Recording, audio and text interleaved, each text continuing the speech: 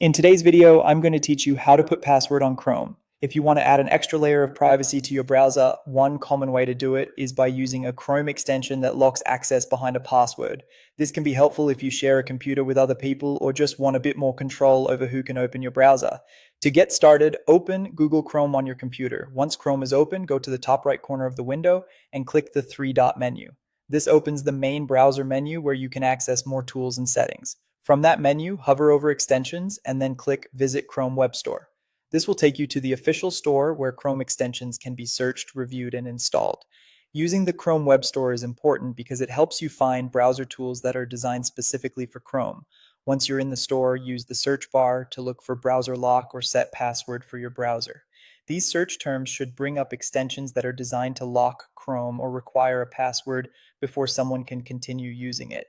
When the results appear, choose a highly rated option, such as an extension like Lock Your Browser. As you look through the options, it's a good idea to pay attention to ratings and overall quality. That can help you choose something more reliable and easier to use.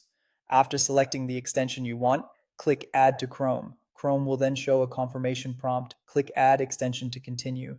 This installs the extension into your browser and usually places its icon near the top right area of Chrome. After installation, the extension should prompt you to create and confirm a master password. This is the password you'll use to unlock the browser, so make sure it's something secure but also something you'll remember. Enter the password, confirm it, and then save your settings.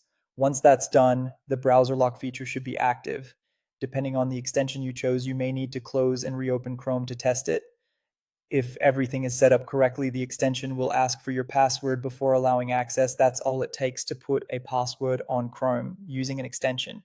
Just remember that the exact layout may look slightly different depending on the extension you install, but the overall setup process is usually very similar.